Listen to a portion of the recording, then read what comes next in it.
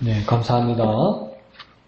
지난주에 이제 로버트 시언의 갈보리 언덕이 끝났고, 오늘은 이제 1세기 교회 예배 이야기라는 책으로 또 시작하려고 그럽니다. 그래서 로버트 뱅크스라는 신학학자가 쓴 것인데요. 지난주까지 했던 그 갈보리 언덕에 대해서 여러 가지가 많았는데, 한 가지만 기억하면 될 것 같아요. 깨어진 마음, 부서진 마음. 그것만 잃어버리지 않아도 그 기본의 어떤 문맥은 찾을 수 있습니다. 그래서 내가 깨어진 마음, 내가 부서진 마음, 그러니까 나로 죽고 예수로 사는 마음, 그런 거 있죠, 그죠? 그래서 내가 깨어진 마음으로 가는 것은 무엇입니까? 갈보리 언덕, 그 골고다 언덕을 바라보며 가는 것이다. 그러니까 목적이 뭡니까? 내 자신이나 내가 주체가 되지 않고 오직 진리이시고 근본이신 예수님이 그 십자가를 바라보며 가는 것이다. 근데 예수님이 십자가가 모범이 되는 것이냐? 하나님이신 그분이 그러니까 사람이 되어 오셔서 왜 사람으로 되어 오셨느냐? 부서지기 위해서, 깨어지기 위해서. 우리는 어떤 경우입니까? 우리 마음이나 깨어지고 우리의 의지나 부서지는 정도인데 예수님은 사람으로 오셔서 그걸 깨어지고 부서지는 모습으로 오셨기 때문에 그 예수님을 바라보고 우리의 자아와 우리의 욕심과 우리가 설정한 모든 그것들을 다 깨어버리고 부셔버리고 주님의 모습을 따라가는 것이다. 그래서 갈보리 언덕에 그 십자가 예수를 바라보는 것이다. 그렇게 되는 것이죠. 그래서 어떤 목사님, 어떤 신학자, 어떤 교수님, 목사님은 그런 말을 하더라고요. 예수님이 사람이 되시고 예수님께서 죽으신 것은 우리가 어떻게 비유를 들어서 이해를 해볼까? 오늘 우리로 보면 그게 불가능하지만 내가 걔를 정말 좋아하고 내가 걔를 정말 사랑하기 때문에 요거는 오해하면 안 돼요. 내가 걔를 정말 맛있어하고 이거 말고 내가 걔를 정말 좋아하고 걔를 정말 사랑하기 때문에 내 다음 생을 내가 걔로 태어나겠다고 다짐한 거하고 똑같아요. 여러분 걔를 정말 사랑하기 때문에 여러분 다음 생이 걔로 태어나기를 원하시는 분이 있습니까? 아무리 걔를 좋아하고 아무리 걔를 사랑해도 걔로 태어나고 싶은 사람은 없어요. 그래서 불교에서 환생을 믿어도 걔로 태어난다는 것은 그 전에 업보가 정말 나쁘기 때문에 잘못된 업보를 지었기 때문에 걔로 환생해서 그 카르마를 갚는 거거든요. 근데 하나님께서 하나님의 아들이 사람이 되어 오셨다는 것은 그 상상 이상입니다. 이야, 하나님이 사람이 되셨네. 신기하고 놀라워. 이게 아니고 하나님 입장에서 볼 때는 정말 낮고 낮은 자리로 오고 정말 겸손해지기 위해서 그렇게 몸으로 오셨다는 그 증거가 되는 것이 무엇입니까? 하나님이 사람으로 오셨다는 겁니다. 아무리 내가 걔를 좋아해도 나는 내 다음 생은 걔로 태어나고 싶고요 하는 사람은 없어요. 내가 다음 생에 대한민국에서 걔로 태어나면 끔찍합니다. 그렇잖아요. 어느 더운 여름날 솥에서 끓고 있을지도 모르겠어요. 그런데 걔를 사랑하는 사람도 걔로 태어나기를 원치 않는데 예수님께서 사람으로 오셔서 대우를 받으신 것이 아니라 죽으셨다는 것이죠. 그 예수를 바라보면서 가는 모습, 그게 뭡니까? 깨어진 마음이라는 겁니다. 그 예수로 채워질 때 뭡니까? 내가 성령 충만하게 되고 내게 부흥이 일어난다 이 말입니다. 이해하시죠? 그래서 그거 하나만 기억해도 됩니다. 갈보리 언덕, 로이 시언의 갈보리 언덕의 가장 중요한 말이 뭐였냐? 깨어진 마음, 부서진 마음. 그러니까 갈보리 언덕의 주제가 뭐였습니까? 깨어진 마음, 부서진 마음, 그것이다. 예수님처럼. 예수님의 몸이 십자가에서 깨어지고 부서진 것처럼 내 마음이 예수님 앞에서 깨어지고 부서지는 것. 그것이 갈보리 언덕이 주는 교훈이다. 이렇게 생각하면 됩니다. 한 달에 물어봐도 대답 잘해주시면 감사하겠습니다. 그래서 오늘은 1세기 교회 예배 이야기인데 이것은 그 로버트 뱅크스라는 신약학자가 쓴 것입니다. 호주에서 태어나서 영국 캠브리지 대학에서 캠브리지에서 신약학 박사 학위를 받고 오랫동안 미국 풀러 신학교에서 평신도 사역 및 신학 담당 교수를 지내고 호주 맥커리 신학교에서 출강하면서 개인 연구와 저술에 전념하고 있다. 이야, 진짜 부러운 거 하나 없는 사람이다, 그렇죠? 근데 이분이 왜 이렇게 모험적인 책을 썼냐면 신약학자인데 신약을 연구하는 것일 뿐만 아니라 그 당시에 신약 성경이 쓰여진 당시에 신약이 쓰여지고 있는 당시에 완성되지 않고 그렇게 교회가 이루어가고 있는 당시에 그 모습이 어떠한지를 자료를 찾기 시작하는 거예요. 그래서 그 자료 중에서도 이 책에서는 뭐냐면 그 초대교회 당시에 신약 성경이 이루어져 가고 있는 당시에 완성 아직 되지 않은 당시에 그 교회의 예배의 모습은 어떠했냐는 거죠. 그 모습을 자료를 찾는 거예요. 만들어만 내는 게 아니고 역사적 자료를 찾아내는 거예요. 그러니까 얼마나 고생스럽겠습니까? 그러니까 특히 뭐 원어 성경을 공부하는 학자들 같은 경우에 특히 구약의 히브리어 아람어를 연구한 사람은 뭐라 합니까? 그 사해사본을 가지고 공부한다고 그러잖아요. 그러니까 사해사본이 뭐냐면 그 두루마리를 찾는데 두루마리가 그대로 있는 것도 아니고 어떤 거는 두루마리뿐만 아니라 점토로 된 것이 막 기와장 같으니까 이렇게 깨져 있을 거 아니에요. 깨져 있을 뿐만 아니라 띄어쓰기가 안 돼 있고요. 띄어쓰기가 안 돼 있는 정도가 아니라 모음이 없어요. 글자에 모음이 없어요. 글자에 모음이 없던 말이 뭡니까? 기역, 니은, 티끌, 리을은 있는데 아야, 어요, 어요, 우이가 없다고. 그러니까 강우경을 히브리어 성경으로 쓰면 뭐냐면 기역, 이형, 기역밖에 없다고. 이양덕이면 이형, 이형, 디귿밖에 없다고. 그걸 히브리 사람들은 뭐라고 씁니까? 이양덕이라고 읽는다고. 어떻게 이양덕이라고 읽을 수 있을까요? 상상은 아니요. 이 기억력. 아버지 때부터, 그 할아버지 때부터, 그 조상 때부터 그 모음을 배워온 거예요.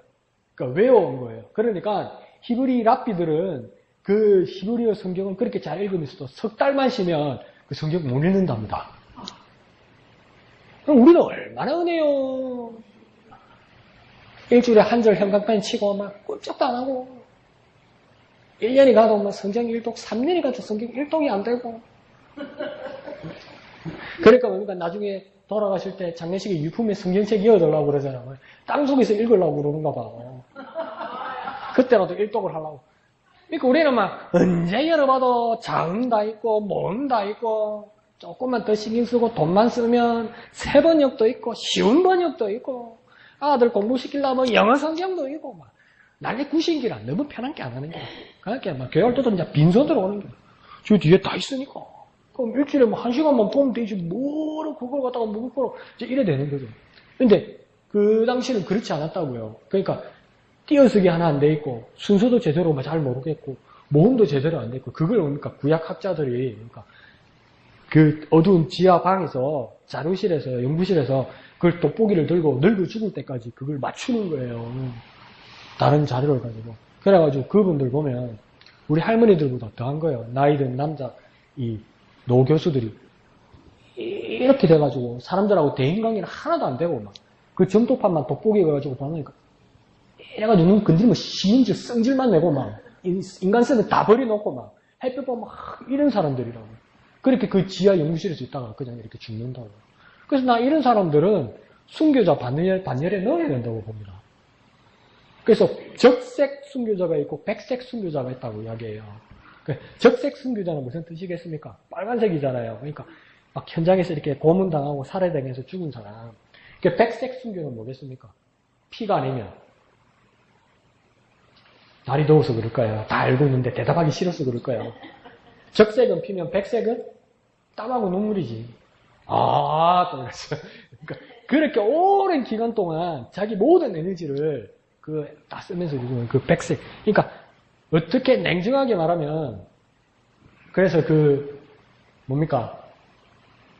프란치스코 교황이 우리나라 온 지가 2년입니까? 3년 됐습니까?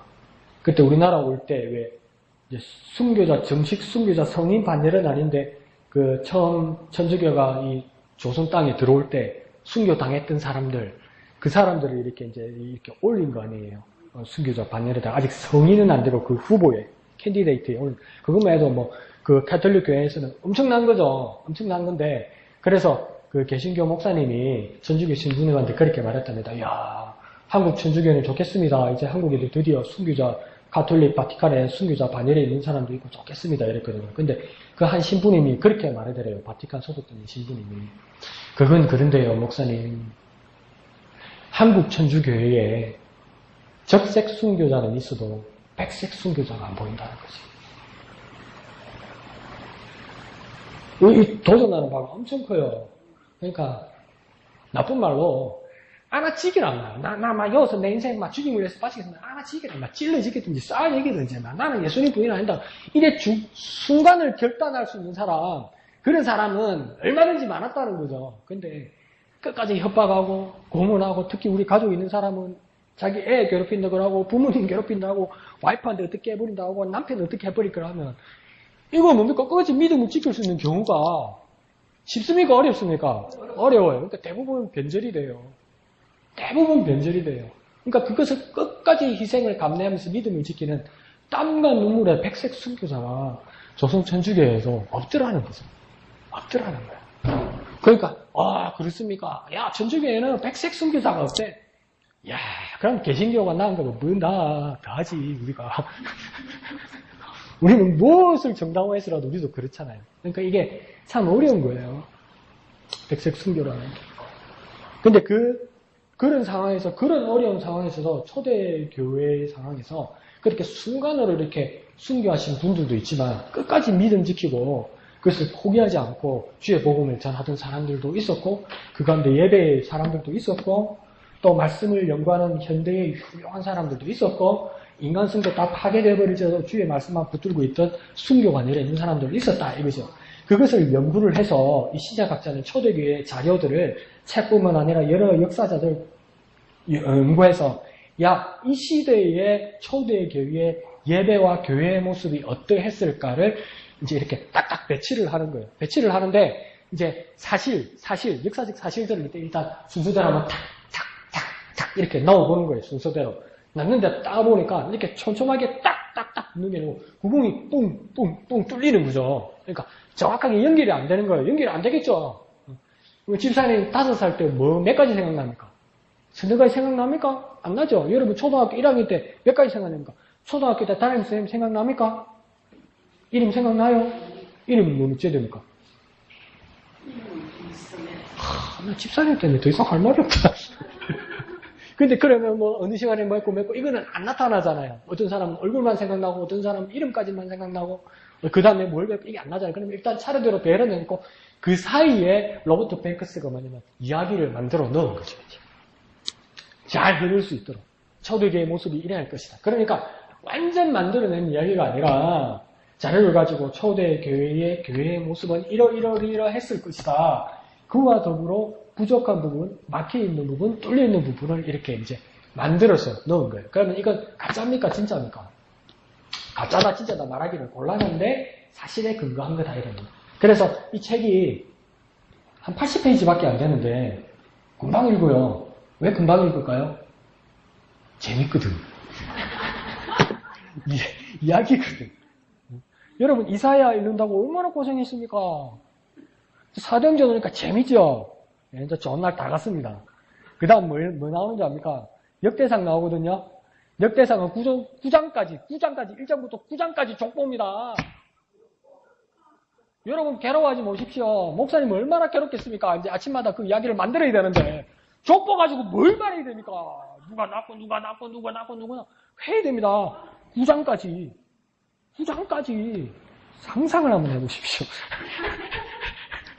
저도 앞이 막막한데 막 한숨만 나는데 자, 그래서 로버트 뱅크스가 그래서 초대교회 이야기를 하는 겁니다. 그래서 1세기 교회 예배 이야기를 쓰면서 완전 거짓은 아니다라는 것을 말하기 위해서 그 밑에 소제목이 뭐냐면 역사적 자료에 기초한 초대교회 모습이다. 역사적 자료에 기초한 초대교회의 모습을 이야기하겠다. 내가 왜 이 책을 쓰게 되었느냐? 로버트 뱅크스가 뭐라고 하냐면 그리스도인이 느끼는 필요, 그 생명을 더할 무엇을 채워줘야 되는가? 오늘날 우리 그리스도인들에게도 필요한 무엇이 있는데 필요성을 여러분 느끼잖아요. 여러분 필요성을 느끼지 못하면 어쩌면 혼수 상태고 영적으로는 뭐 죽은 사람과 같은지도 몰라요. 부족함이 없다는 것을 느낀다는 것은 뭡니까? 내가 만족한다는 것이 아니라 대부분은 뭡니까? 내가 뭘 부족하고 내가 뭘 필요한지 모른다는 것이죠. 필요하다는 것을 느끼는 사람은 갈급한 사람이고 소망을 가진 사람이라는 거예요. 그런데 그 필요성이 뭔지를 느끼지 못하는 경우가 많이 있는데 그 생명력을 더할 그것이 무엇일까 생각할 때 저자는 뭘 생각했냐면 초대교회의 예배의 모습이라는 거죠.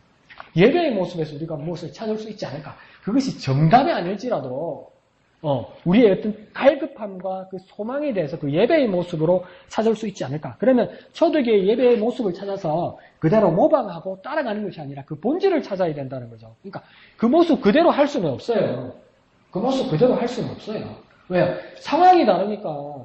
상황이 되니까 여러분 주일 그러니까 이 썬데이 일요일을 주일로 지키고 정식 그 명칭으로 지킨 것은 로마 시대에 와서예요.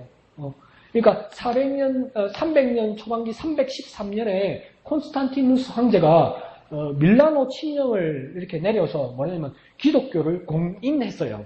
그전에는 그러니까 정식 종교가 아니에요. 로마의 여러 종교를 인정하더라도 유대교가 인정을 받을지는 몰라도 그리스도교는 유대교의 한 분파였어요. 그러니까 정식 그 종교가 아니었죠. 그래서 근데 콘스탄틴 황제가 뭐냐면 그 기독교를 공인했어요. 공인했다는 말은 기독교를 국교로 세웠다는 게 아니에요. 여러 종교 중에 한 종교로. 그 미국의 국교가 뭡니까? 미국의 국교가 기독교가 아니에요, 여러분. 미국의 헌법에 기독교가 국교로 안 돼 있어요. 그냥 모든 종교가 인정되는 거예요. 근데 다수가 기독교인이라는 거예요.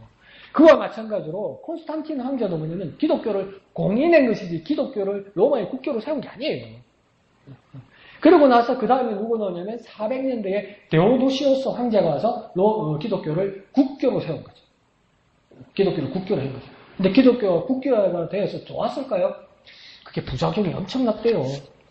뭐 그 이유는 모르겠지만, 근데 그 전에 있었던 사건이에요, 여기는.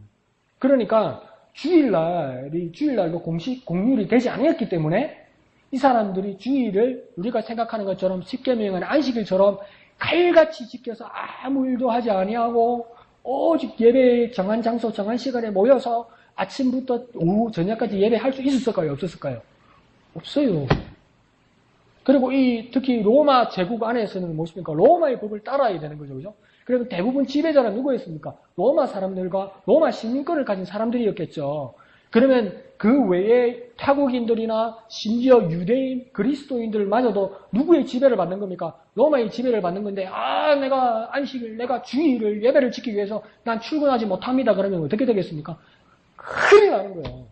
그러니까 이 사람들은 썬데이 주일날 그 당시에 그리스도인은 출근했을까요? 안 했을까요? 했지. 안 했으면 뭐 이 세상 사람이 아니지. 그래서 뭡니까? 저녁에 퇴근을 해서 이 사람들이 모여서 예배를 할 거죠.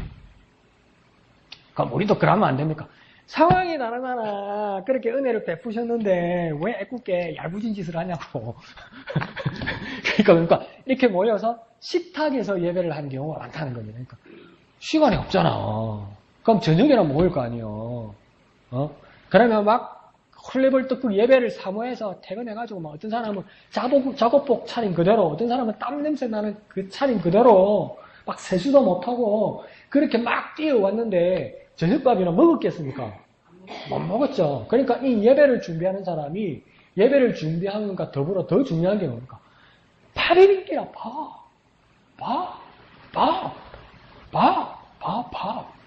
다 묻고 살자고? 그런 말 하면 안 되지. 그런데 예수님도 뭐라 했을까? 사람이 떡으로만 살 것이 아니요 하나님 입으로 나오는 모든 말씀으로 살 것이니라. 예수님 그렇게 얘기했잖아요. 마귀가 유혹할 때. 그게 신명기의 말씀을 인용한 거잖아요. 신명기의 말씀을. 그러면 떡이면 우리 한국말 하는 이 떡이 뭡니까? 그러면 예수님이 사람이 밥으로만 살 것이 아니요 하나님의 입으로 나오는 모든 말씀으로 살 것이라고 이렇게 말하면 밥으로도 살아야 된다는 겁니까? 밥으로 살면 안 된다는 겁니까? 네, 밥으로도 살아야 된다는 거예요. 근데 밥만을 위해서 살면 안 된다는 거예요. 그보다 더 중요한 것은 하나님 말씀이라는 거예요. 그러니까 밥도 준비하는 게라. 그러니까 이 예배를 준비하는 사람이 식탁을 교제하면서 식사를 하면서 예배가 있었다는 거죠. 그러니까 그 지금 유럽 사회에서 식탁 문화 있잖아요. 그러니까 식사를 레스토랑이나 식탁에서 모여서 다 같이 밥을 먹으면 2시간, 3시간씩 먹는다고 그러잖아요. 아이고 몸소리야 무슨 밥을 갖다가 찌개 식어서 우째 먹으려고. 그런 밥이 아니라니까 그 사람들은. 그러니까 3시간, 4시간씩 교제하면서 먹는 거잖아요.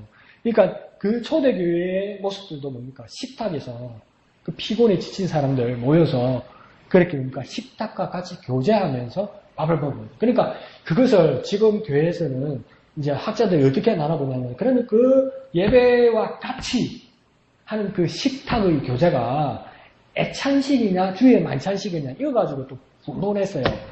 애찬식과 만찬식은 뭐냐면, 만찬식은 뭔지 알겠죠? 만찬식은 뭔 말이겠습니까? 만찬식은 뭔 말이겠습니까? 네. 파리바게트 카스테라하고 마주왕 포도주 그 나누는 날, 예수님 살과 피를 이렇게 특별히 나누는 날, 그게 만찬이잖아요. 그럼 애찬식은 뭐겠습니까? 애찬식. 애찬식은 좀 처음 들어 생소하죠? 애찬식. 그게 뭐냐면 우리 예배 다 하고 나서 우리 지하에서 같이 식사 나누면서 뭡니까? 이야기하고 주의 말씀으로 위로하고 이게 뭡니까? 그게 애찬식입니다. 애찬식. 네, 그게 애찬식이에요. 그러니까 애찬식도 참 중요한 거죠. 그래서 목사님 뭡니까? 식사를 나누는 것도 예배라고 그래서 식사 그러지 말고 같이 나누자고 그렇게 이야기하시는 거예요. 그러면 그 애찬식으로 가서 세상 이야기, 돈 이야기, 경기 이야기, 주식 이야기, 뉴스 이야기, 친척 이야기, 동네 이야기 이게 들어가면 같은 밥이라도 애찬식이 되는 겁니까? 안 되는 겁니까? 안 되는 거죠. 오늘 주일 아침에 목사님께 그 당당한 그리스도인이란 그 말씀을 들은 그 당당함에 대해서 하나님 주신 그 양심의 떳떳함에 대해서 한마디로도 나누면서 그 말씀에 은혜 받은 이야기를 하고 내가 한 주간 동안 살면서 주님이 베푸신 은혜에 대해서 이야기하면서 기뻐하고 밥 먹다가도 사모님이 목사님이 그 태풍 주는 할머니 할아버지 안 부딪히려고 그렇게 했다니까 막 전부 정신차려서 밥숟가락을 놔고 박수치고 막 감사합니다. 이건 애찬식이 되는 겁니까? 안 되는 겁니까? 그 애찬식이 되는 거지. 또 해라고 그래. 또. 그게 애찬식이에요. 그 세상 이야기, 다른 이야기 이건 뭡니까?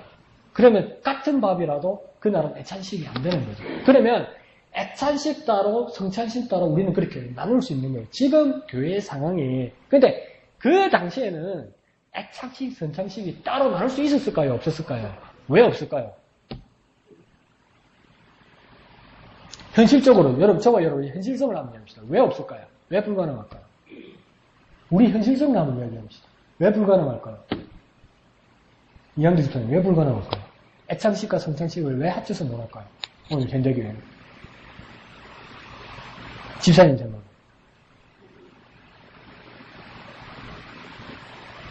왜 못할까요? 같이 했다니까, 초대교회는. 초대교회는 애찬식, 성찬식 한꺼번에 했다니까. 그 하나의 음식을 가지고. 근데 오늘날 우리는 할 수 없잖아요. 애찬식 따로, 성찬식 따로 되잖아요. 주의 만찬식이 따로 되잖아요. 그 왜 따로 할 수밖에 없을까요? 현실적으로, 영적인 거 말고. 내가 그렇게 영적이지 못해서 그걸 잘 못 물어봐. 그냥 현실적으로. 애찬식, 성찬식을 왜 따로 해야 될까요? 집사님 생각에. 내가 한번 예를 들어볼게요. 그러면 식탁의 메뉴는 애찬식, 성찬식이 같아야 되겠죠. 그러면 그게 왜 오늘 우리에게 불가능할까요? 집사님이, 예? 집사님이 우리 그 동산의 밥국대기 그 주방장이니까 내가 오늘 정한다. 잔소리 하지 마라. 이번 주일 예배 마치고 지하 식당에서는 애찬식, 성찬식을 같이 한다. 이런 거예요. 그러니까 우리는 뭔 말인지를 모르니까 이양대 집사님 뭐 엉뚱한 게 있겠어요. 예! 집사님 결정한 대로 합니다. 지하 식당에 내려갔는 게라. 밥 먹으려고. 오늘 아침 밥도 안 먹다. 오늘 맛있는 거 먹으려고. 맛있는 밥하고 반찬 먹으려고 딱 가니까. 애찬식, 성찬식을 같이 해야 된다고. 식탁에 가니까 뭐가 있습니까? 카스테라하고 포도주병이 없는 게라. 성찬식, 애찬식을 같이 해야 되니까. 메뉴가 하나잖아요. 그럼 옛날에 우리 이현택 집사님 같은 거 어떻게 했습니까? 내 집에 가려면 내 집에 가서 밥 먹어야 된다. 이거 못 먹는다. 이럴 거 아니에요. 밥은 밥이고 빵은 빵이지. 밥에 빵 빼 사람이 따로 있는 세상에서 우리 할머니도 난리 날 거 아니에요. 먹다가 나는 뭐 먹고 다 샀고 이럴 거 아니에요. 현실적으로 불가능한 거예요. 그러면 그렇지. 이양대 집사님. 우리 아버지 생각해서 우리 엄마 생각해서 그래 빵하고 포도주로 하면 안 되지. 그래 하나로 통일한다 해서 성찬식 주의 만찬식 가지고 내려갔더니 뭘 해놨습니까? 비트로 물김치 담아놓고 빨간 물김치 넣고 흰 쌀밥 내놓고 이거 갖고 담임 목사님 보고 주의 만찬식 해라는 거예요. 그럼 우리 목사님 어떻게 되겠습니까? 지방에 분리가고 총에 분리가고 어디서 이 주의 만찬식을 갖다가 쌀밥에다가 물김치를 막 난리가 나겠지. 옛날 기독교 장로회 교회에서 그런 일이 일어났었어요. 어느 목사님이 이게 그 당시 풍토에 하는 거니까 예수님도 꼭 떡이에 빵이어야 되고 꼭 포도주가 되어야 되는 게 아니고 그렇게 차려진 음식을 맞추고서 한 거니까 우리 한국 사회에서 빵과 포도주가 그렇게 흔한 게 아니니까 우리 상황에 맞는 면으로 주의 만찬식을 하자 이렇게 된 거예요. 그래서 이 양반이 뭐냐면 진짜 너무 나갔어. 나도 변호해주고 나도 변명해줄 수가 없어. 어디 가냐면 파전하고 막걸리를 갖다 놨대. 이래다 뿌렸어. 불려가가지고. 그러니까 이거 우리 현실적으로 안 되는 거예요. 그죠? 현실적으로. 그래서 우리는 이제 따로 분리하는 거죠. 근데 그 당시에는, 그러니까 그 사람들의 음식이 빵이고, 그죠? 그 왜, 화덕에다 붙이는 그 빵이에요. 카스테라가 아니고, 그러니까 우리가 그게 맞는 것을, 가장 가까운 것을 찾으니까, 이제 우리가 카스테라를 쓰는 거고, 이제 또 우리는 하도 까탈스러운 사람이 많아서, 요만한 병뚜껑만은 내가 따로 이렇게 부어주는 거죠. 원래는 한 잔을 가지고 나눠 먹는 거죠. 그래서 그 헨리 나우먼이 있던 그 공동체는 한 잔을 가지고 했어요. 근데 이제 정신장애, 지능장애가 있는 장애우들이 많은 데였거든요. 그러면 이제 이 잔을 하나를 가지고 이렇게 나눠 마시는 거죠. 한 사람이 조금 마시고 또 돌려주고 조금 마시고 이래는 거죠. 큰 잔에. 근데 한 줄 가면 두 번째 줄에 가면 벌써 잔에 피스. 야들이 다 맛있어, 막 그런 웃음을 듣고 이렇죠. 근데 이런 것들도 뭡니까? 이렇게밖에 안 되는 거죠. 지금 상황에서는 뭡니까? 나누는 거죠. 그래서 뭡니까? 이 주의 몸과 주님의 피를 제대로 분별하지 못하고 이것이 이제 뭘까요? 퇴색되고 변색되고 나중에 바울이 고린도 교회의 문제를 제기할 때는 뭡니까? 그러니까 일이 직장마다 다를 거 아니에요. 누구는 SK 있고 누구는 롯데 있고 누구는 현대 있을 거 아니에요. 그러니까 누가 일용직 일을 해도 누구는 홈플레이스에 있어 일하고 누구는 롯데마트에 있어 일하고 누구는 창원에 가서 막 이마트에서 일하면 퇴근 시간이 다르고 비번이 다르고 다르잖아요. 이렇게 먼저 퇴근해 온 거 심지어 뭡니까? 사장인 사람들은 지 맘대로 퇴근할 수 있습니까? 없습니까? 있지. 그러니까 주에 만찬식이 있는 날은 일찍 퇴근해갖고 직원들은 아직도 일하고 있는데 밥에 다 눕히는 거야. 그냥 헐레벌떡 막 해지기 전에 막 헐레벌떡 막 작업복 그 자체로 막 유니폼 그대로 아침에 옷 입은 그대로 롯데마트 있는 그대로 막 쫓아 얻는 기라. 눕는 끝에 마음 상하거든. 응?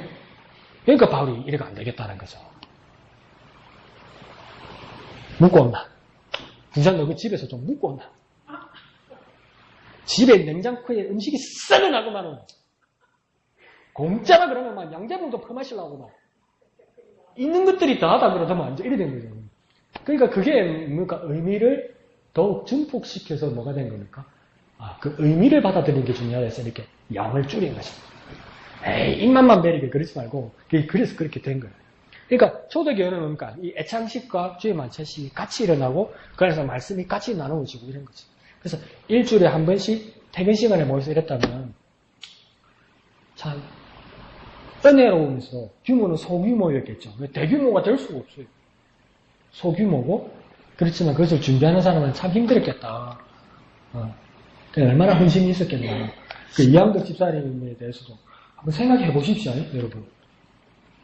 사람 명성에 대해서 말하려고 하기 미안하네.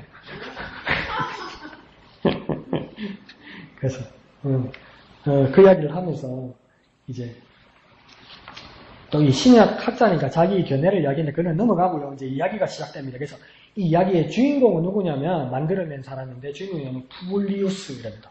푸블리우스라는 주인공을 만듭니다. 가상의 인물을. 이 푸블리우스라는 사람은 어디 사람이냐면 신식민지 마케도니아 빌립보 출신 사람이다. 이렇게 합니다. 나 푸블리우스는 마케도니아 빌립보 사람이다. 이렇게 말합니다. 그러니까 지금으로 하면 경상남도 뭐 창원시 사람이다. 나 푸블리우스는 마케도니아 주 빌립보 도시 사람이다. 빌립보시 사람이다. 이 말을 하는 겁니다. 근데 식민지 가운데 있어도 나는 로마 사람이다. 그래서 로마 사람의 상당한 자부심을 갖고 있다는 겁니다. 근데 그 사람, 내가 그런 사람인데 유대인 친구 두 사람을 사귀게 되었는데 그 두 사람의 이름이 뭐냐? 나의 오랜 친구 글레멘드와 유오디아다. 합니다. 그러니까 이 글레멘드와 유오디아는 어디에 나오는 사람이냐면 빌립보서 4장 2절과 4장 3절에 나와요. 빌립보서 4장 3절에 글레멘드가 나오고 4장 2절에 유오디아라는 사람이 나옵니다. 그래서 이 사람과 아주 친분을 가지고 있었다. 유대인들과 친분을 가지고 있었다.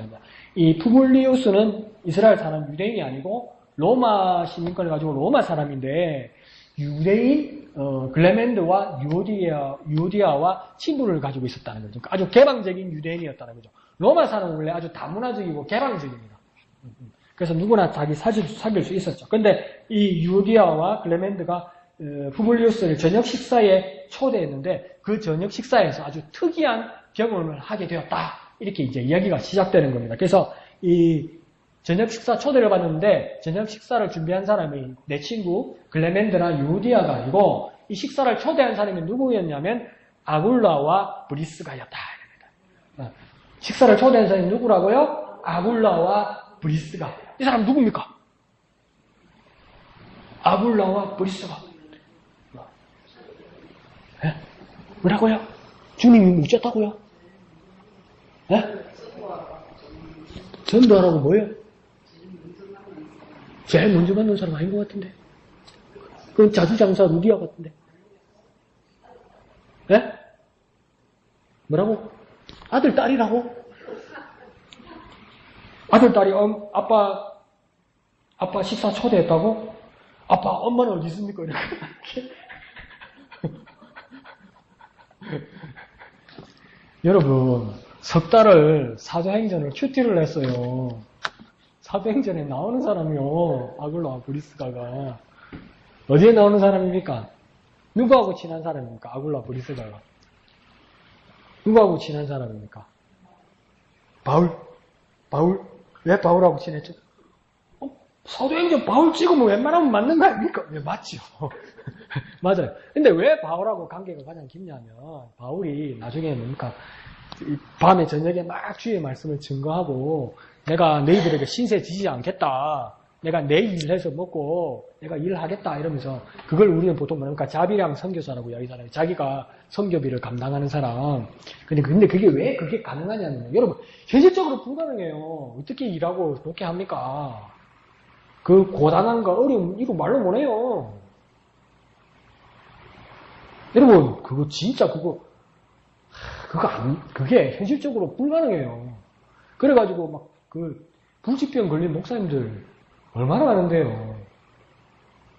근데 바울은 그게 왜 가능하냐면 유대인이거든. 유대인들은 뭡니까?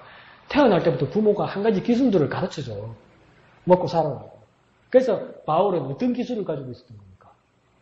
먹고 살 기술 뭡니까? 바울의 기술. 바울이 유대인으로서 배운 기술. 천막 만드는 사람이었어요. 천막 만드는 사람. 그 천막 그러니까 천막이 집이었잖아요. 그 유목민이니까. 그러니까 집 짓는 사람이었죠. 웬만한 집 이렇게 유목하는 사람. 그 천막을 만드는데 같이 동업하면서 일한 사람은 누굽니까? 이게 아굴라와 브리스가요. 같이 일을 했잖아. 같이 일하면서 뭡니까? 이 실세 없는 이 빅마우스 이 수다장이 바울이 뭡니까? X로 가르쳐 줬는 게 아굴라와 브리스가를. 그러니까 뭐 아굴라, 브리스가 부부 두 사람은 부부입니다. 이 두 부부는 뭡니까? 꽁 묶고 알 묶고 까재치고 돈 안 치고 까재 잡고 마당 쓸고 돈 주고 된 거지. 천막도 같이 짓고 말씀도 배우고 보는데 얼마나 바울한테 잘 배워나는지. 나중에 브리스가와 아굴라가 누굴 만납니까? 아볼로를 만나잖아요. 근데 아볼로가 어떤 사람입니까? 진짜 현명하고 똑똑하고 주의 말씀에 지식이 있고. 근데 이게 얼마나 주의 말씀에 가득 차 있는지 막 유대인들이 여러 명이 와서 막 공격해서 복음으로 이기는 사람이요. 근데 아굴라 브리스가 보고 딱 보니까 부족한 뭐가 있어. 그게 뭡니까? 성령에 대해서 모르더라는 거죠. 그래서 그 성령에 대해서 이 두 부부가 아볼로에게 가르쳐 주잖아요. 근데 누구한테 배워서 이럽니까? 바울한테 배워서 그러잖아요. 그러니까 나중에 바울이 이 사람과 같이 나중에 바울과 동행하기도 하죠. 이 부부가죠. 같이 있지 않더라도 한 교회를 책임질 만큼의 훌륭한 일꾼이 된 거예요. 그래서 이 아굴라와 브리스가가 자기 집을 저녁에 개방하면서 7째 날 개방을 하면서 예배하기 시작한 거예요.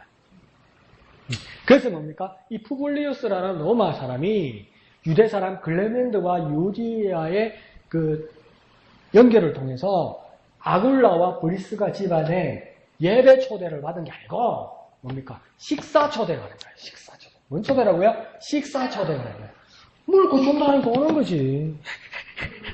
그래서 가게 된 거예요. 근데 이 장소가 어디냐면 로마라고 합니다. 로마. 근데 사도행전에서는 고린도전서에서는 로마가 안 나오고 뭐가 나오는 겁니까? 원래 아굴라와 브리스가 부부가 로마에 살고 있었는데 황제가 어떡합니까? 유대인들과 그리스도인들에게 추방령이 내리죠. 다 나가라고 그러죠. 그래서 다 나가서 쫓겨나서 아굴라 브리스가 부부가 어디로 옮겨갑니까? 로마에서. 목사님 오늘 이래 더운데 왜 자꾸 어려운 걸 물어보세요? 로마서 다음 어디 나옵니까? 성경이 마태, 마가, 누가, 요한, 사도행전, 로마서 그 다음 어디입니까? 엄마야 따라만 부르고 그 다음 안 부르려고 하네 고마. 로마서 그 다음 눈을 안 마주칠라네? 고린도 전서 아니요. 그러면 로마에서 어디로 갔습니까? 그리스가 올라 고린도로 쫓겨갔잖아. 아, 그게 성경이 그 정도가 아닙니다. 이상한 순서 아닙니다. 우연히 그렇게 되는 게 고린도로 쫓겨갔다고요. 아볼로 브리스가와. 그런데 여기 장면에서는 뭐냐면 다시 로마로 돌아옵니다. 에베소, 아시아로 갔다가 로마로 돌아오는 거예요. 그런데 이 로마에서 뭡니까? 다시 이 유오디아와 글레멘드를 만나게 되는 것이죠. 그 안에 고린도에서 만났다가 다시 로마에서 만나게 되는 거죠. 그래서 이 로마가 중심 배경이 됩니다. 다시 아굴라 브리스가 부부가 로마에서 쫓겨났다가 다시 로마로 들어왔다 이렇게 생각하면 됩니다. 성경에는 쫓겨난 것밖에 안 나오잖아요. 그래서 뭐 들어간 건 안 나오잖아요. 근데 성경 시대가 끝난 다음에 초대교회 시대에 보니까 다시 찾아보니까 아굴라 브리스가 부부가 다시 로마로 들어갔다는 겁니다. 로마로 다시 이사 들어왔다는 겁니다. 그래서 로마가 그 당시 인구가 100만이었대요. 엄청난 인구죠, 당시에 100만이면. 근데 그 100만 명의 로마 인구 중에 유대인 인구도 5만 명이나 됐대요. 그 유대인 인구가 5만 명이라는 것은 작은 게 아니고 왜 엄청나냐면 한 10가구 아닐 거예요. 10가구가 안 돼도 유대인들은 뭡니까? 그 10가구 이하의 그곳에서 회당을 세웁니다. 그래서 토요일 안식일 모여서 하나님의 말씀을 강독하고 안식일을 지키는 일을 막 한다고요. 그러니까 이 로마 한 도시에 유대인 5만 명이라면 이거 엄청난 사람들이 모인 겁니다. 그 안에서 또 그리스도인들이 있었다는 것이죠. 그래서 이 많은 다인종들의 사람들이 있으니까 언어와 간섭과 산업들이 제각각인 복합체의 사람이 있다는 거예요. 그러니까 식민지를 많이 로마가 또 만들게 되니까 여러 나라들의 뭡니까? 특산품 좋은 것들이 뭡니까? 어디로 다 모입니까? 로마로 모이죠. 뺏어서 모인 것도 있고 여기다 시장을 세워야 합니까? 장사가 되는 거죠. 그러니까 진해역에 가보세요. 아무도 없어요. 근데 마산역에 가봐요. 조금 있어요. 대전역에 가면요. 억수로 많고요. 서울역에 보면 말도 못하게 많아요. 누가 많습니까? 인구도 많지만 뭐가 많겠습니까? 한 푼 줍쇼 하는 사람이 그렇게 많아요. 그러니까 여름이 서울이 얼마나 덥고 겨울이 서울이 얼마나 추워요. 그러니까 내가 한 푼 줍쇼 하려면 여름에 따뜻하고 여름에 시원하고 겨울에 따뜻한 진해에 사는 게 낫잖아요. 근데 진해에 가면 얻어먹을 게 없어. 사람이 없으니까. 그러니까 큰 도시에 여길수록 그런 사람들이 많아요. 그러니까 시장도 그렇게 많아요. 사람도 그렇게 많아요. 그러니까 그 로마에 먹거리도 많고 막 문화도 많고 막 그러니까 좋은 것도 있고 막 그러니까 착한 사람 막 공부하는 사람도 많이 오고 훌륭한 사람도 머리 좋은 사람도 많이 오지만 사기칠 사람도 많이 오고 소매치기 할 사람도 많이 오고 막 뒤죽박죽이 되는 거지 이게. 그러니까 파리라는 도시가 얼마나 훌륭한 도시입니까? 파리에 있는 사람들이 동물을 정말 아끼고 사랑하거든요. 근데 프랑스 파리에 가서 그 녹초지에 있는 그 공원에 가서 그 파란 잔디 좋다고 앉으면 큰일 납니다. 왜 큰일 나겠습니까? 파리에 공원에 가서 그냥 푹 앉으면 큰일 납니다. 왜 큰일 나겠습니까? 전신의 개똥이요. 동물을 아끼고 사랑하니까. 싸라는 거요. 그러니까 여기 로마라는 데도 보니까 마음같이 부리는 사람이니까 좋은 것도 있고 힘든 것도 있고 뒤죽박죽도 있고 그런 곳에 로마라는 도시였다는 겁니다. 그런데 그 로마라는 도시에 디베리오 황제 때 불이 났었거든요. 지금 미국도 보십시오. 캘리포니아에 15군데가 불이 났어요. 산에. 근데 잘 사는 사람은 그 나라일수록 산 쪽에 좋은 집들을 지어놓고 삽니다. 근데 뭐 끌 수가 없는 거예요. 근데 제가 서부 제일 끝이 캘리포니아주고 동부 맨 끝이 뉴욕이에요. 뉴욕. 근데 그 거리가 4,800km예요. 그러면 시간차가 4시간이 나요. 시차가. 여기 12시면 저기 4시요. 시기가 안 맞을 정도로 길어. 근데 캘리포니아에서 불이 난 그 재가 뉴욕까지 지금 날아온다잖아. 이 끌 수가 없어요. 지금 뭐 큰일 났죠. 근데 여기도 마찬가지로 그 불이 났으니까 모든 것이 다 내려앉아요. 근데 그 로마 하면 유명한 게 뭡니까? 그 건축하고 법이거든요. 그러니까 그때 벌써 콘크리트가 있고 아파트를 세우더라는 거예요.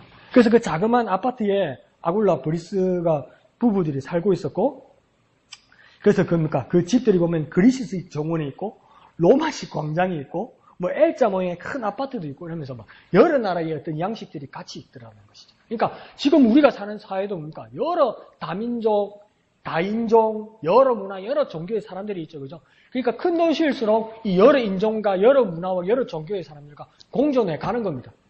근데 그 공존해 가운데서 우리가 섞이지 않고 그 주님의 말씀 앞에 서는 사람이 되어야 된다는 것이죠. 야, 환경이 안 좋아서, 풍수가 안 좋아서, 이 사람들의 막 인심이 흉흉해서 내 믿음이 떨어진다. 여긴 아닌데? 아굴라 브리스가 부부가 뭡니까? 거기서 믿음을 지키러 복음을 전하러 로마로 들어가더라는 거죠. 그러니까 다른 어떤 이유나 핑계 댈 수 없더라는 겁니다. 그래서 이렇게 초대받아서 그 집으로 가니까 작은 문패에 아굴라라는 이름의 그 직업이 적혀 있더라는 것이죠. 그래서 그게 가니까 글레멘드와 요디아는, 빌립보스에 있는 글레멘드와 요디아는 그러니까 부부 아닙니다. 그냥 유대인들이죠. 그래서 글레멘드가 이 푸블리우스라는 친구를 데리고 들어가니까 벌써 요디아가 그 집에 와 있더라는 것이죠. 그러면서 그 아굴라 집에 가니까 푸블리우스는 아직도 자기가 로마 사람에 대한 상당한 자부심이 있어요. 근데 그게 참 웃겨요. 같은 프랑스 사람인데도 이 파리지엔이라고 그러죠. 파리 사람들이 프랑스의 그 지방에 있는 사람들을 상당히 무시해. 그러니까 파리에 부르가 따로 있다고 생각한다고요. 그래서 그 나머지 프랑스 사람들을 좀 무시하는 그런 경우가 있죠. 근데 알고 보면 그 사람들도 파리에 태어난 사람들이 아니야. 근데 이 푸블리우스도 어떤 착각에 빠졌냐면 로마에서 태어난 사람이 아닌데 자기가 마케도니아 식민지에서 로마 식민권을 가지고 태어났다고 해서 로마에 대한 상당한 자기의 자부심을 가지고 있고 나 로마 사람은 편협한 사람이 아니고 로마에 대해서 상당히 관대한 로마 사람으로서 모든 사람들에게 관대하다고 믿고 여러 사람들을 품을 수 있는 사람이라고 생각했고 유대인들은 아주 지역적이고 아주 협소하고 아주 자기 고집이 세고 선민의식을 가지고 다른 사람들을 무시하는 사람이라고 생각했는데 이 글레멘드, 유오디아, 이 집의 주인 아굴라 브리스가는 그런 편견이 없더라는 것이죠. 그래서 이 푸블리우스가 깜짝 놀랐다고 이야기하는 겁니다. 그래서 자유로운 유대인이다. 유대인인데 아굴라 브리스가 부부와 글레멘드와 유디아는 왜 이렇게 개방적이고 아주 특이한 개방적인 유대인일까 이렇게 생각해요.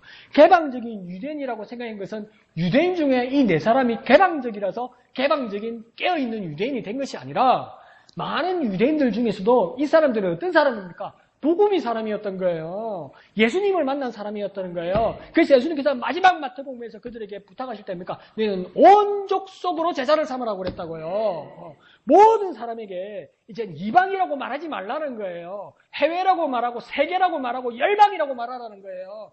우리가 최고이고 그 외에는 뭐 다른 사람이고 다른 인종이고 야만인이고 우리하고 뭐 공감대를 가지지 못한 다른 인종이라고 생각하지 말라는 거예요. 열방이고 세계고 모든 땅끝이라고 말하라는 거예요. 그러니까 그런 유대인이라고 다른 눈으로 보겠지만 이 사람들은 뭡니까? 예수의 사람이고 복음의 사람이고 사명을 가진 사람이라는 거예요. 푸블리우스는 그렇게까지는 몰랐더라는 것이죠. 야, 참 특이한 유대인이다. 새로운 세계관을 가진 사람이다. 그렇게 이야기했다는 것이죠. 근데 여기서도 보면 바울도 그렇게 애를 썼고 3차 전도 여행 동안 바울이 3차 전도 여행이 기간이 얼마나 걸린 줄 압니까? 3번 전도 여행을 갔어요. 선교 여행을 갔어요. 기간이 얼마 걸린 줄 압니까? 이게 10년입니다. 10년. 근데 1차 전도 여행 위에 2차, 3차 전도 여행을 보면 그때 1차 전도 여행 때 갔던 겹치는 지역을 몇 번 자꾸 찾아가요. 왜 자꾸 찾아갈까요? 다짐을 받으려고. 또, 왜 또 찾아갈까요? 안면에 있는 데가 안 괜찮습니까, 목사님? 그러니까 단골이 있는 거지. 그것도 많은데 뭡니까? 사람이 눈에서 멀어지면 마음에서도 멀어지는 거라, 이게. 정말 믿음 가운데 있는 사람은 반석 같은 믿음을 가지는데 예수님도 얼마나 불안했으면 옥토에 떨어진 믿음도 있는데 길가에도 있고 가시에도 있고 자갈길에도 있고 5만 가지가 다 있다는 거예요. 근데 나름대로 싹을 내려고 그러고 나름대로 살아보려 하는데 쪼아대고 말라지기고 가시를 치고 난리굿이더라는 거예요. 그러면 바울은 1차 전도 여행 갔는데 다른 지역 가서 개척해야지 왜 그 지역을 또 갈까요? 바울은 뭡니까? 가시도 걷어요 주어야 되고 돌짝도 뭡니까 갖다 내밀어야 되고 새도 후두 까야 되고 잘못된 땅을 갈아 엎어서 두원도 줘야 되는 거예요. 그러니까 이 뭡니까? 이 유오디아와 클레멘트도 그러니까 브리스가와 아굴라와 바울을 통해서 믿음을 가졌는데 처음에 고린도에서 아굴라와 브리스가와 같이 믿음 생활할 때는 막 반석 같았는데 이게 흩어지면서 이 클레멘트 유오디아가 신경기라. 우리 엄마가 말하면 우리 엄마가 저 고등학교 때 예수 열심히 믿는 거고 뭐랬냐면 내가 볼 때 니는 양재기 냅니다 이러는 거예요. 무슨 소리야? 니 지금 막 어리다고 파라락 끓은 사채 니 금방 식는다 이랬거든요. 28년이 지났는데 아직 안 식네. 여러분 볼 땐 식었을 수도 있겠다. 그러니까 이런 일들이 일어나는 거죠. 그러니까 뭡니까 막 계속 가서 막 믿음을 더하고 막 불붙는 은사를 더해야 되고 막 바울이 계속 흔들리지 않게. 근데 이게 뭡니까 클레멘트 유디아도 막 흔들리기 시작했더라는 거죠. 아굴라 브리스가 부부와 막 헤어지면서. 근데 다시 뭡니까 로마에서 만나면서 이 유디아 클레멘트가 막 힘을 얻는 거예요. 아굴라와 브리스가와 함께 하면서 막 일주일에 한 번 그날이 막 기다려지는 거예요. 오늘은 불고기 해주는가, 오늘은 LA 갈비 해주는가. 그게 중요한 게 아니고 막 그 하나님의 말씀이 사모해주고 다 같이 모여서 기도하고 하나님을 찬양하고 하나님을 높이고 막 새로운 사람에서 막 관심을 가지고 이게 복음인가 이게 예수인가 나는 문제 이 부활을 믿어서 나도 부활이 되는가 막 이런 눈이 초롱초롱한 거 막 이게 보람이 생기고 나도 그랬지 나도 이제 더 믿음을 가져야지 막 이것들이 이 방에서 일어나니까 막 가고 싶은 거지. 예배가 그러해야 전도가 그러해야 그런 일들이 일어났더라는 거죠. 그래서 뭡니까 아굴라와 브리스가가 로마에서 재등장했을 때, 다시 나타났을 때, 유오디아와 클레멘트가 브리스가와 아굴라 집에 정기 모임을 다시 시작했다. 정기 모임을 다시 시작했다. 이 말은 뭡니까? 예배를 많이 빼먹어서, 믿음에서 많이 흔들려서, 교회를 좀 안 나왔어. 안 다니는 기라, 중간에. 그러다가 길에 가다가 중앙시장에 장보러 갔다가, 마주치는 기라, 막. 집사님, 이러는 거. 할렐루야! 신앙생활 잘 하시죠? 이렇게 대답을 안 하는 게라. 집사님은 다시 이사 왔어요. 믿음 생활 잘 하시죠? 그게 날도 덥고, 집에 아도 아프고, 만날 덥던가요? 만나가 아프던가요? 이제 이렇게 된 거죠. 그러니까 우리 다 같이 모여서 예배합시다. 이러면서 다시. 그러니까 우리한테 애먹이고 우리한테 모진 소리하고 막 믿음 안 지킨다고 간 사람 있잖아요. 만나면 다시 믿음을 줄 수 있고 다시 주님께로 올 수 있는 거예요. 그게 어디에서 일어난 겁니까? 예배에서.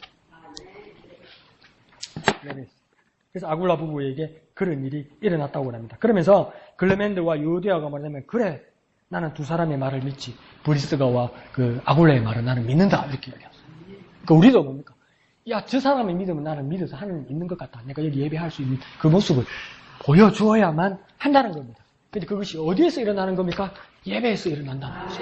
그 예배의 모습이 이제 어떻게 일어날 것인지는 우리가 조금 더 묵상하면서 또 다음 주부터 그렇게 보도록 하겠습니다. 그래서 주님, 우리도 다시 한번 주님께로 돌아가고 다시 한번 믿음을 굳게 하고 우리 지체들에게 방황하는 지체들이 있으면 그들을 기억하고 다시 만날 때 믿음을 굳게 할 수 있도록 우리가 참 예배자가 되게 하여 주시옵소서.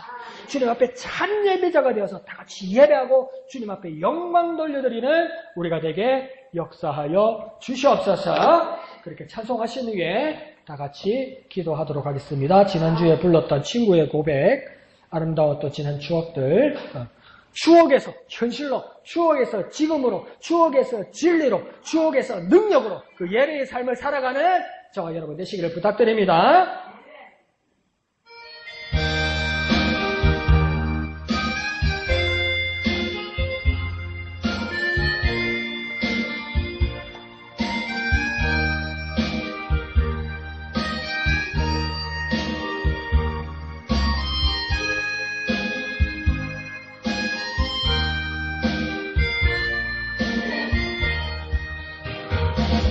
아름다웠던 지난 추억들 사랑했었던 많은 친구들 멀고도 험한 고난의 길을 나 이제 말없이 주님을 위하여 떠나야지.